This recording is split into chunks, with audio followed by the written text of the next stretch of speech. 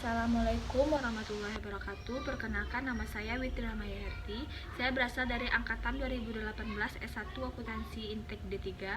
Di sini saya akan menjelaskan hasil dari penelitian saya yang berjudul yaitu pengaruh pajak, debt covenant, dan profitabilitas terhadap transfer pricing pada perusahaan manufaktur sektor aneka industri di BEI tahun 2015 sampai tahun 2018. Sebelumnya saya berterima kasih kepada dosen pembimbing saya yaitu Bapak Iswardi yang telah membantu saya membimbing saya dalam penulisan skripsi saya. Selanjutnya saya berterima kasih kepada dosen penelaah saya. Selanjutnya saya langsung masuk kepada topik pembahasan saya. Pada topik pembahasan ada 5 topik, yaitu yang pertama yaitu bab 1 pendahuluan, bab 2 yaitu tinjauan pustaka, bab 3 yaitu metodologi penelitian, bab 4 hasil dan pembahasan, bab 5 kesimpulan dasaran. Bab 1 pendahuluan. Latar belakang dari penelitian yang pertama yaitu persaingan dunia bisnis yang sangat kompetitif dan sudah berkembang kepada berbagai negara, baik dalam negeri maupun luar negeri. Permudahan barang antar luar negeri yang menyebabkan perusahaan tidak membatasi lagi barang untuk dalam negeri, tetapi merambah perusahaannya sendiri ke perusahaan multinasional, di mana perusahaan tersebut dapat membuat cabang-cabangnya pada perusahaan di negara-negara lain. Semakin banyak perusahaan yang bergerak secara nasional menyebabkan permasalahan terhadap transfer pricing dan mendapat perhatian perpajakan di berbagai negara.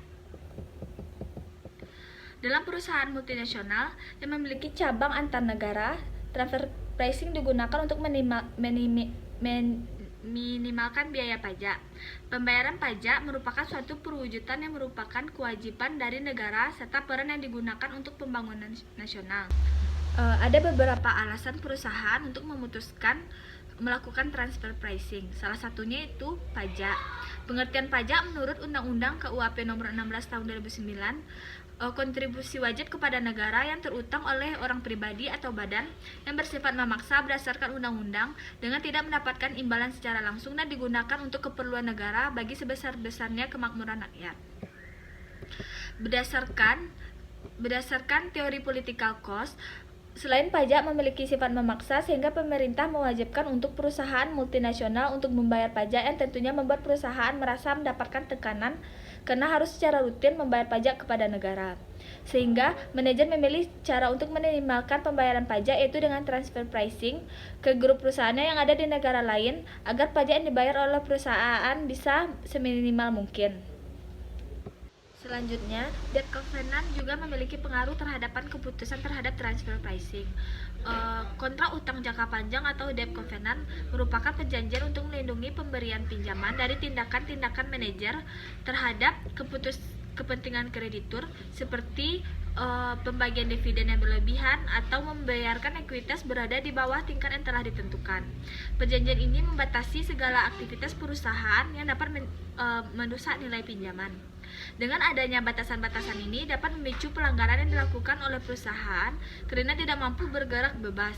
Untuk perhindaran pelanggaran tersebut, maka kecenderungan salah satu praktik yang dilakukan perusahaan laba adalah dengan melakukan transfer pricing. Sesuai dengan hipotesis dalam teori akuntansi positif, semakin cenderung suatu perusahaan untuk melakukan pelanggaran perjanjian hutang, maka manajer akan cenderung memilih prosedur akuntansi yang dapat mentransfer laba periode mendatang ke periode berjalan.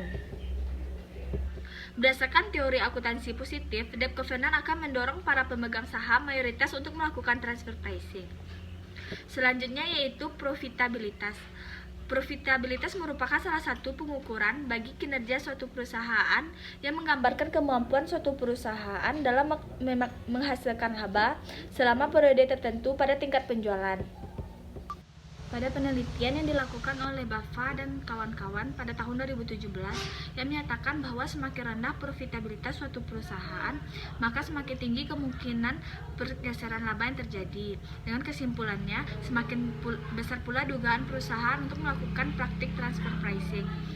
Berkaitan dengan perbedaan hasil dari penelitian sebelumnya, maka saya sebagai peneliti ingin melakukan pengujian kembali terhadap pajak, profitabilitas, dan debt covenant atas keputusan perusahaan untuk melakukan transfer pricing. Selanjutnya itu rumusan masalah. Berdasarkan dari latar belakang yang saya jelaskan, yang menjadi permasalahan dalam penelitian ini, yang pertama itu apakah pajak berpengaruh terhadap transfer pricing, yang pertama. Yang kedua itu apakah debt covenant berpengaruh terhadap transfer pricing. Yang ketiga itu apakah profitabilitas berpengaruh terhadap transfer pricing. Selanjutnya itu tujuan dan manfaat dari penelitian. Tujuan dari penelitian yaitu yang pertama untuk menguji pengaruh pajak terhadap transfer pricing. Yang kedua itu untuk menguji pengaruh profitabilitas terhadap transfer pricing. Yang ketiga itu untuk menguji pengaruh debt covenant terhadap transfer pricing. Manfaat dari penelitian yaitu yang pertama bagi pemerintah dan laporan keuangan. Yang pertama memberikan gambaran kepada pemerintah dan analisis laporan keuangan, manajemen perusahaan dan investor atau kreditor, bagaimana pajak mempengaruhi perusahaan untuk mengambil keputusan dari transfer pricing.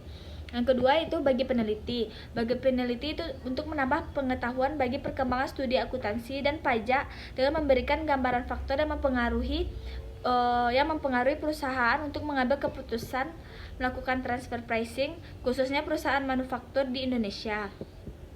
Yang ketiga itu bagi lembaga pendidikan. Skripsi ini dapat menambah referensi di perpustakaan sehingga dapat digunakan untuk penelitian yang akan datang.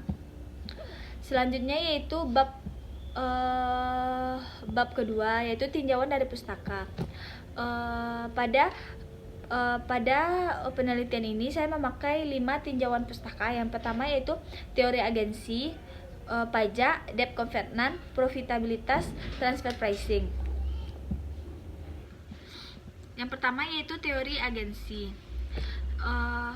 Teori keagenan yang menjelaskan hubungan antara manajemen dan pemegang saham.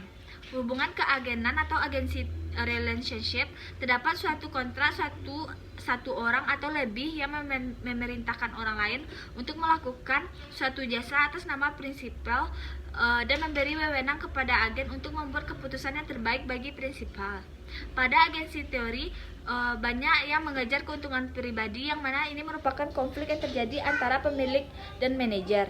Maka dari itu, akibat dari konflik tersebut akan menimbulkan biaya agensi. Yang kedua yaitu pajak. Pengertian pajak diartikan dengan merupakan kontribusi wajib masyarakat bagi orang pribadi maupun badan usaha. Rahmat Sumitro menjelaskan bahwa pajak merupakan iuran kepada kas negara berdasarkan undang-undang yang dipaksakan dengan tidak mendapatkan jasa timbal yang langsung dapat ditujukan dan digunakan untuk membayar pengeluaran umum. Penelitian ini itu debt covenant. Debt covenant adalah kontrak yang ditujukan pada peminjam oleh kreditur untuk membatasi aktivitas yang mungkin merusak nilai pinjaman dan recovery pinjaman. Perjanjian ini membatasi kemampuan manajer untuk berinvestasi, membayar dividen, menambah pinjaman, dan kemudian membatasi aktivitas yang berpotensi merugikan manajer. Perjanjian juga membatasi pembagian dividen kepada pemegang saham. Misalnya dapat secara efektif pemaksaan perusahaan-perusahaan yang berpengaruh untuk menginvestasikan kembali arus kas mereka, dan demikian mengurangi masalah overhead utang terkait dengan ketidakeinginan manajer untuk melakukan proyek-proyek NPV positif sebagai rasio hutang terhadap pertumbuhan ekuitas. Selanjutnya yaitu profitabilitas. Pengertian dari profitabilitas yaitu merupakan suatu indikator kinerja yang dilakukan manajemen dalam mengelola kekayaan perusahaan yang ditujukan oleh laba yang dihasilkan. Selanjutnya itu transfer pricing. Transfer pricing adalah imbalan atas bias disebut dengan penentuan harga memberikan jasa antar perusahaan yang memiliki hubungan perusahaan induk dengan perusahaan anak atau yang memiliki hubungan istimewa, dan suatu rekayasa memanipulasi harga dengan maksud untuk mengurangi laba artifisial dengan membuat perusahaan rugi, menghindari pajak atau bea cukai di suatu negara. Menurut Dirjen Pajak, transfer pricing menyatakan penyediaan jasa antar pihak yang memiliki hubungan istimewa, di mana perusahaan tersebut menetapkan harga transaksi terhadap barang berwujud dan barang tidak berwujud. Selanjutnya itu tinjauan kajian terdahulu. Yang pertama yaitu Hasan Effendi dan Elia Mustikasari pada tahun 2018. Judulnya itu pengaruh pajak, tunneling insentif, aset tidak berwujud dan aset tidak berwujud terhadap perilaku transfer pricing pada perusahaan manufaktur yang memiliki hubungan istimewa yang terdaftar di BEI. Yang kedua itu Diki Supriyanto dan Raisa Pertiwi pada tahun 2017 yang judulnya itu pengaruh beban pajak kepemilikan asing dan ukuran perusahaan terhadap transfer pricing pada perusahaan manufaktur di BEI periode 2013 sampai 2016. Yang ketiga itu Radi Abdul Halim Rahmat pada tahun 2019 yang judulnya itu pajak, mekanisme bonus dan transfer pricing. Selanjutnya itu pengembangan hipotesis. Pengembangan hipotesis yang pertama itu H1, pajak berpengaruh terhadap transfer pricing. H2, debt covenant berpengaruh terhadap transfer pricing. H3 itu profitabilitas berpengaruh terhadap transfer pricing. Selanjutnya itu kerangka konseptual pajak dalam kurung H1, debt covenant dalam kurung H2, profitabilitas dalam kurung H3 berhubungan dengan transfer pricing. Bab 3 itu metodologi penelitian. Yang pertama yaitu jenis penelitian. Jenis penelitian pada penelitian ini yaitu penelitian kuantitatif, yaitu penelitian dengan menggunakan menganalisis data numerik yang diolah dengan metode statistik yang hasilnya akan diinterpretasikan untuk memperoleh kesimpulan dari penelitian. Selanjutnya yaitu populasi dan sampel. Populasi yang digunakan dalam penelitian ini adalah perusahaan manufaktur sektor aneka industri yang terdaftar di Bursa Efek Indonesia tahun 2015 sampai dengan tahun 2018. Sampel yang digunakan dalam penelitian ini yaitu purpose sampling atau sampling purpose. Teknik sampel purpose ini adalah teknik penentuan sampel dengan melakukan pertimbangan tertentu. Teknik ini digunakan agar mendapatkan sampel dipilih berdasarkan kriteria tertentu. Selanjutnya itu definisi operational variable. Variabel yang digunakan dalam penelitian ini yaitu variabel dependen, yaitu transfer pricing yang dinotasikan dengan simbol Y, dan variabel independen yaitu pajak, debt covenant, dan profitabilitas yang dinotasikan dengan simbol X.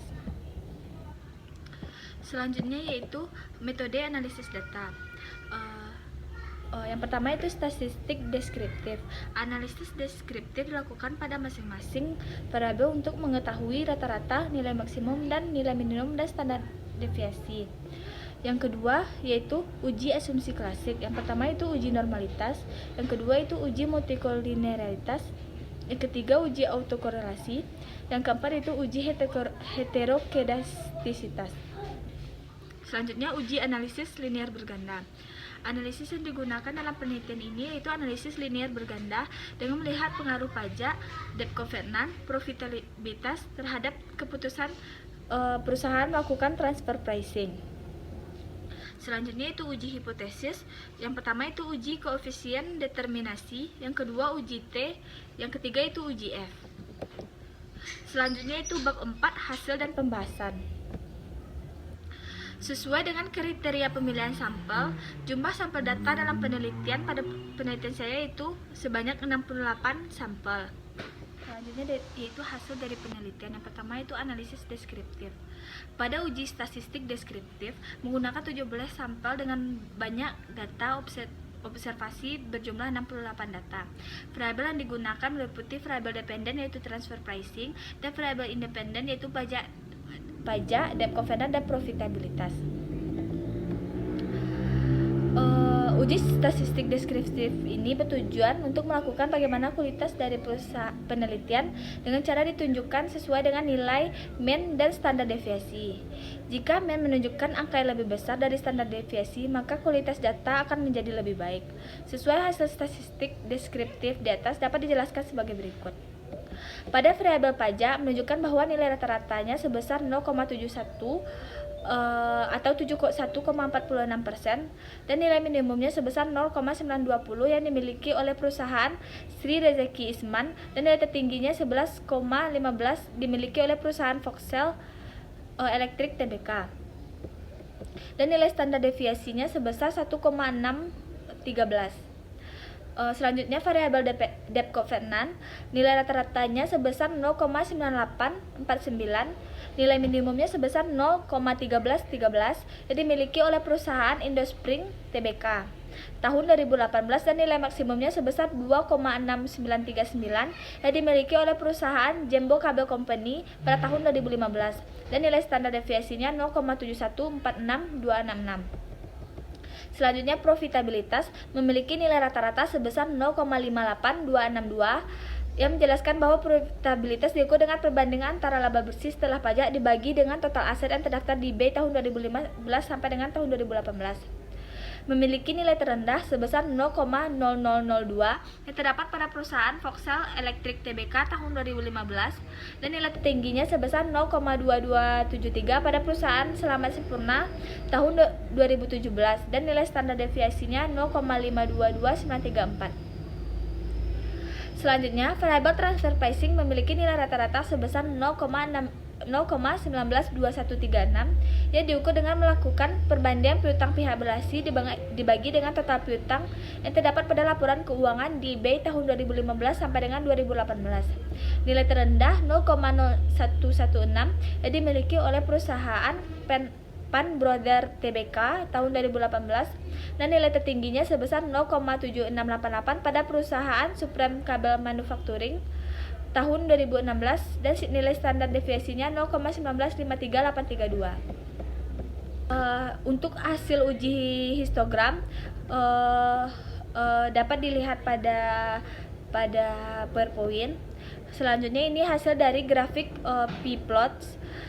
Berdasarkan dari hasil tampilan histogram maupun grafik p-plot, yang mana grafik histogram memberikan pola yang melenceng ke kanan dan juga sebagian besar bar atau batangnya berada di bawah kurva, yang dapat diartikan bahwa data tersebut berdistribusi normal.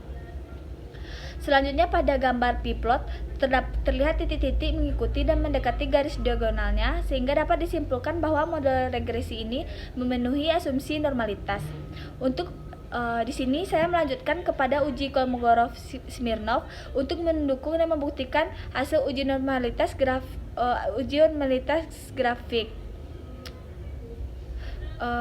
Selanjutnya saya akan menunjukkan hasil uji normalitas data.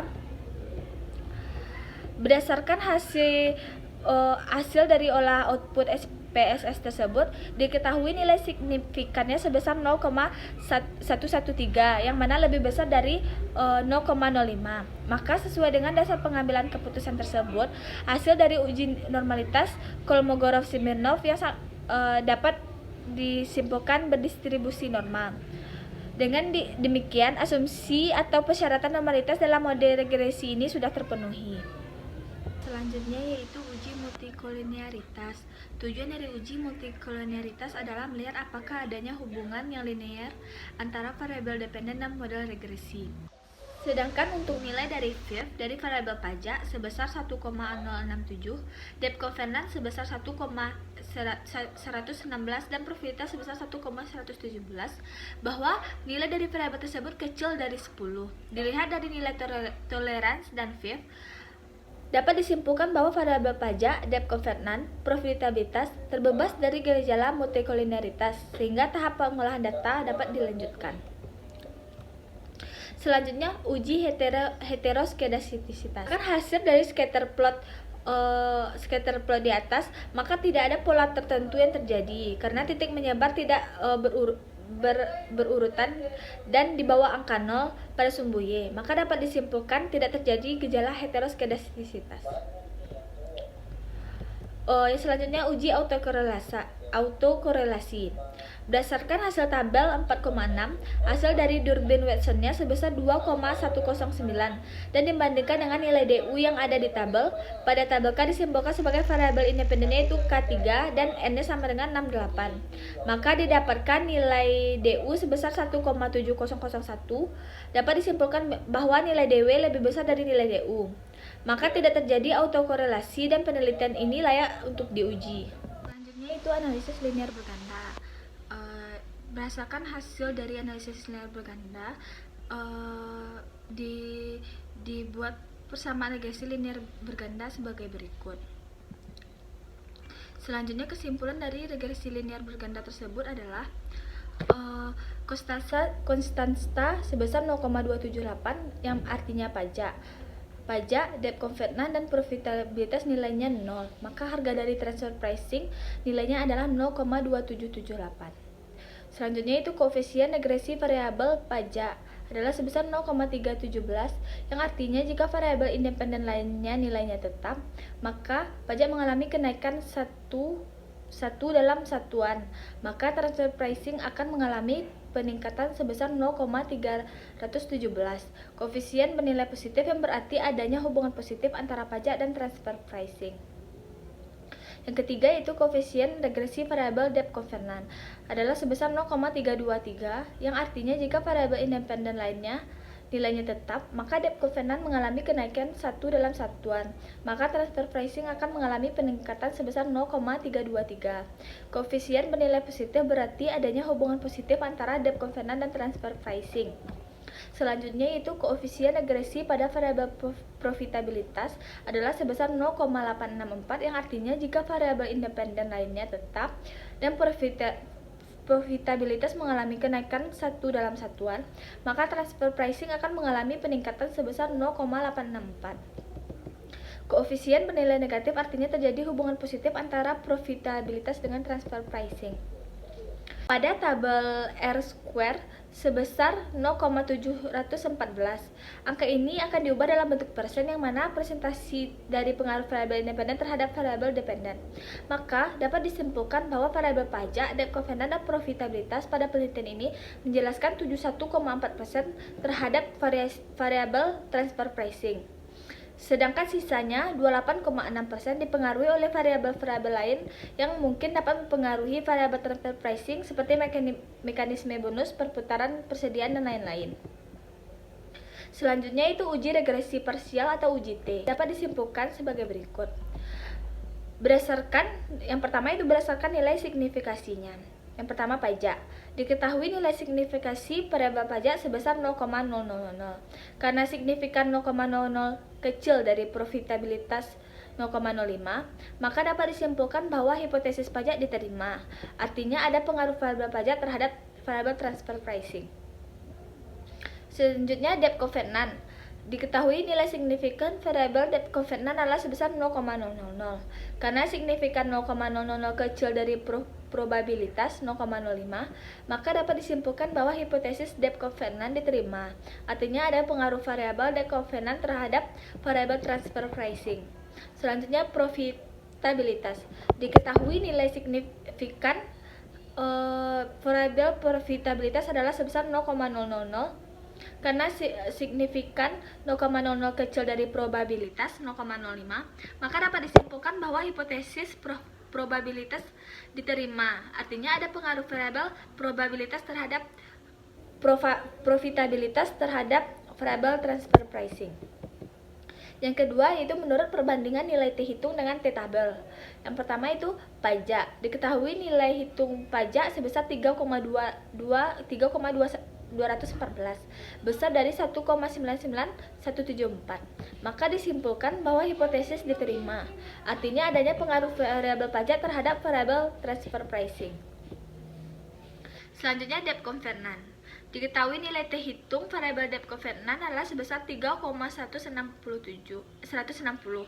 besar dari T tabel yaitu 1,99714. Maka dapat disimpulkan bahwa hipotesis diterima. Artinya ada pengaruh variabel debt covenant terhadap transfer pricing. Selanjutnya itu profitabilitas. Diketahui nilai T hitung dari variabel profitabilitas adalah sebesar 4,353. Yang T tabelnya itu 1,99714, maka dapat disimpulkan bahwa hipotesis diterima. Artinya adanya pengaruh variabel profitabilitas terhadap variabel transfer pricing. Selanjutnya itu uji simultan atau uji F. Uji F berguna untuk mengukur tingkat pengaruh signifikan antara variabel independen terhadap variabel dependen. Adapun pengujian uji F sebagai berikut. Berdasarkan hasil uji F di atas, F hitung diperoleh berdasarkan SPSS sebesar 6,719. Dan untuk nilai F tabel diperoleh sebesar 2,75. Maka nilai F hitung besar dari F tabel. Pada tabel di atas dijelaskan bahwa nilai signifikan yang diperoleh adalah 0,000, yaitu lebih kecil dari nilai alfa, yaitu 0,05. Maka dari itu dapat disimpulkan bahwa F hitung besar dari F tabel 6,719 besar dari 2,719 dan nilai signifikannya 0,000 kecil dari 0,05. Maka H0 ditolak dan H diterima. Artinya variabel independen yaitu pajak, debt covenant, profitabilitas secara simultan berpengaruh terhadap variabel dependen yaitu transfer pricing. Selanjutnya pembahasan. Berdasarkan dari analisis dan melakukan uji analisis linear berganda, maka hasil penelitian ini yang didapat itu pada pengaruh pajak terhadap transfer pricing. Hasil analisis regresi linear berganda menunjukkan adanya hubungan positif antara pajak terhadap transfer pricing dengan nilai koefisien 0,317. Hasil uji hipotesis menunjukkan nilai signifikan pajak sebesar 0,000 lebih kecil dari alfa dengan nilai T hitung sebesar 3,214 lebih besar dari 1,99174 yang dapat disimpulkan artinya pajak berpengaruh signifikan terhadap transfer pricing. Berdasarkan hasil hipotesis pertama menyatakan pajak berpengaruh terhadap transfer pricing itu diterima. Selanjutnya yaitu pengaruh debt covenant terhadap transfer pricing. Hipotesis kedua, bahwa debt covenant berpengaruh terhadap transfer pricing. Hasil dari analisis regresi linear berganda menunjukkan adanya hubungan positif antara debt covenant terhadap transfer pricing dengan nilai koefisien 0,323 dan hasil dari uji T menunjukkan nilai signifikan debt covenant 0,000 yang artinya lebih kecil dari nilai alfa 0,05. Untuk nilai T hitungnya sebesar 3,160 lebih besar dari 1,99174 yang artinya debt covenant berpengaruh signifikan terhadap transfer pricing. Maka hasil dari hipotesis tersebut menyatakan debt covenant berpengaruh terhadap transfer pricing diterima. Selanjutnya itu pengaruh profitabilitas terhadap transfer pricing. Hipotesis ketiga adalah bahwa profitabilitas berpengaruh terhadap transfer pricing. Kesimpulan. Hasil dari uji regresi linear berganda menunjukkan bahwa pajak berpengaruh positif terhadap transfer pricing. Hal ini menunjukkan bahwa semakin tinggi tarif pajak, maka akan menurunkan kecenderungan terhadap keputusan untuk melakukan transfer pricing terhadap perusahaan. Yang kedua itu hasil dari uji regresi linear berganda menunjukkan bahwa debt covenant berpengaruh positif terhadap transfer pricing. Penelitian ini membuktikan jika setiap kenaikan debt covenant, maka perusahaan akan cenderung melakukan transfer pricing.